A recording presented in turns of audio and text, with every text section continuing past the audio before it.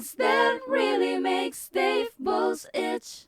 You know what really makes my balls itch? Black History Month. Like, the more I think about it, the more I try to accept it. It just don't make sense to me. Like, I get it. We're supposed to honor our heroes during Black History Month. But at the same time, you can't talk about our heroes without the trauma that comes with it. You can't talk about Martin Luther King without remembering we didn't have civil rights at one point. We can't talk about Malcolm X without remembering his untimely death. We can't talk about Harriet Tubman without remembering we were once slaves. So when it comes to Black History Month as a whole, I feel like it does more bad than good because it separates us from a whole bunch of different races. For example, there's no Chinese month, there's no White History Month, there's no Indian month. Why the fuck we have to be the ones that stand out? I want to be viewed as a normal person without displaying my people's trauma all over the world. It's disingenuous if you ask me. Here's an analogy for you. If I adopt a kid at 5 years old, I would celebrate his birthday, not the day I adopt him. Because if I celebrate the day that I adopt him, then it becomes about me.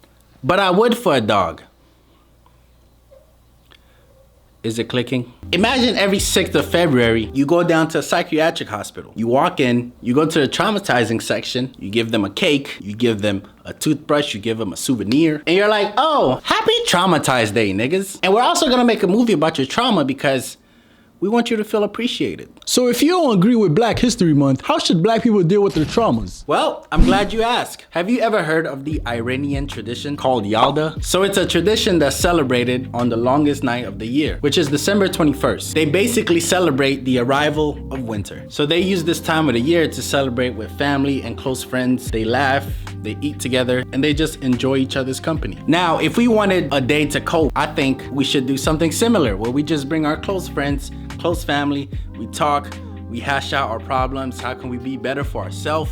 How can we help one another? We eat, we laugh, and then we cope. Because at the end of the day, it's our trauma. We should find healing through each other, as opposed to spreading it around the world for the clicks and the views and to sell merchandise. Before you come into my comment section trying to prove why Black History Month should exist, I'ma say this. You celebrate Thanksgiving with your family members, long lost relatives, but do you do that for Black History Month? You don't. It's not as sentiment, is it? I seen a white lady selling Black History Month t-shirts on Instagram.